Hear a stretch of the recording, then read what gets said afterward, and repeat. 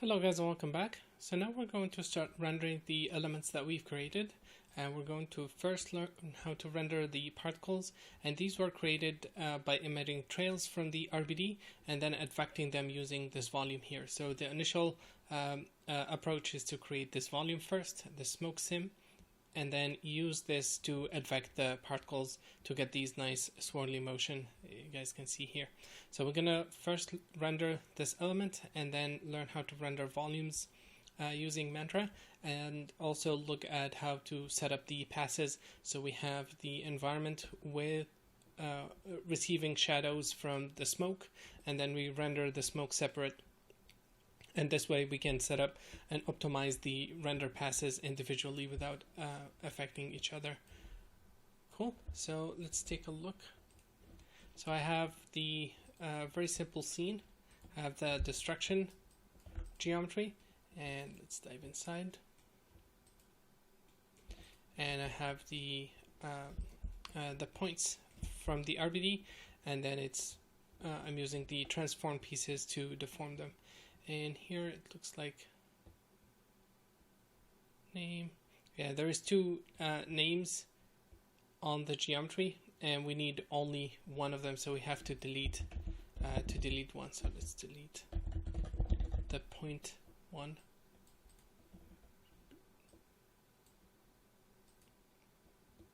And this is a quite heavy geometry because of the high-res interior faces.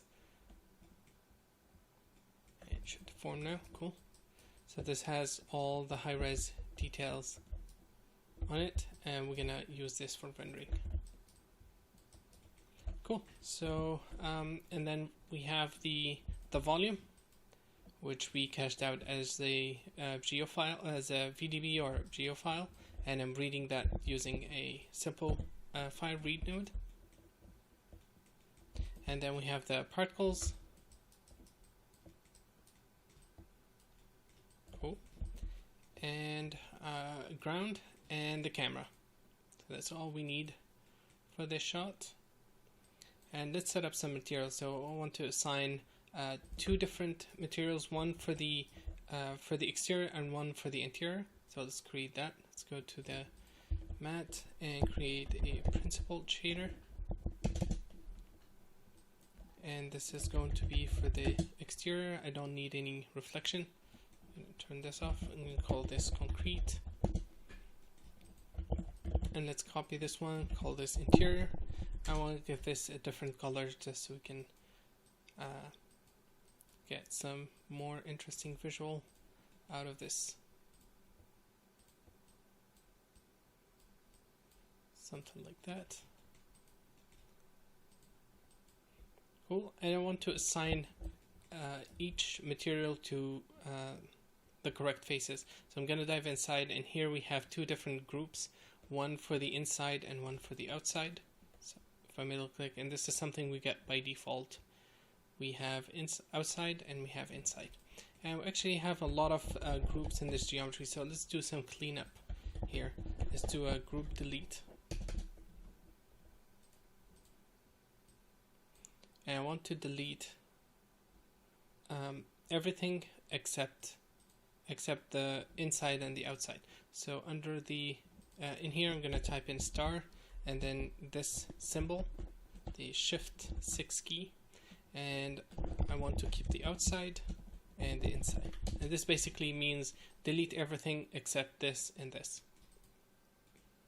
Okay, so now we have that, and let's see. Yeah, that's fine. Let's create a material node.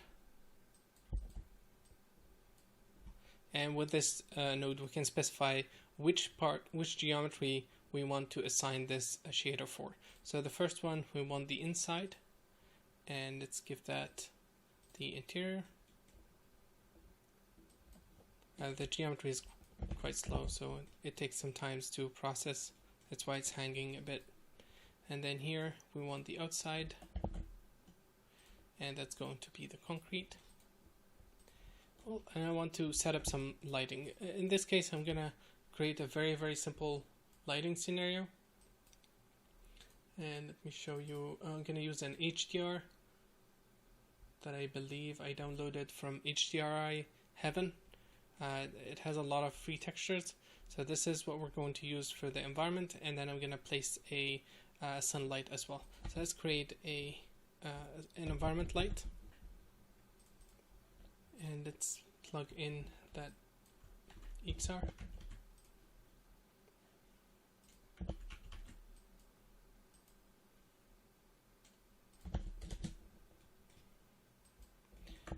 And let's rotate it.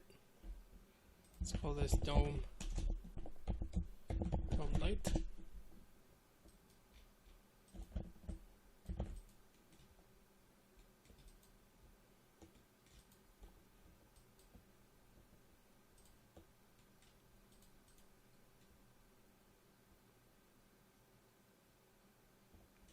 Cool, and let's create a light, and I'm gonna change it to sunlight. Let's call this sun, and it's of type sun, obviously.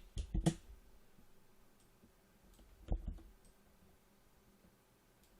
let's rotate it so it's lined up with the HDR direction as well. Something like that, and let's give it a tint.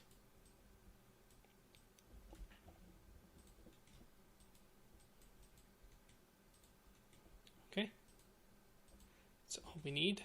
Let's go to the out and let's create a mantra node, and I just want to get a first pass of this, and then we're gonna start setting up the particles. So here I'm gonna set up the camera. For the resolution, I'm gonna change it to 1280 by 720, yeah, that's fine. And then under the rendering, I'm going to change it to physically based. I'm going to increase this to 5 by 5. That's all.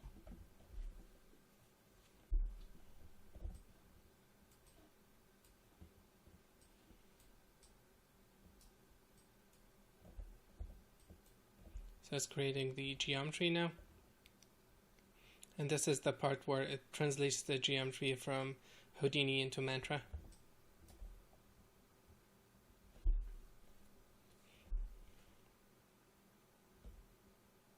Cool. And what I would like to use is I want to use a custom LUT, the same one that we used in week 4. It's the Sony LUT. Let's plug that in, and let's tweak a few things to get better lighting here. So you can see the geometry doesn't have a correct normal, so let's fix that.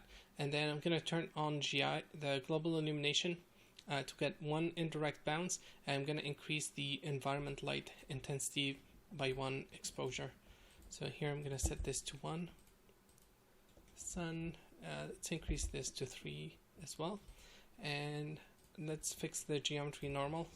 So here let's add a normal node.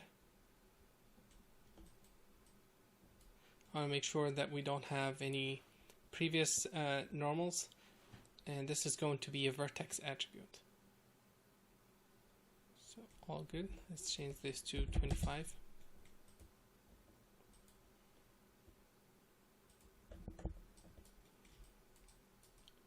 Cool. So I think it's working. Yeah. So if we look at it as smooth shaded, everything should look good, and it does. Okay. Let's do another render.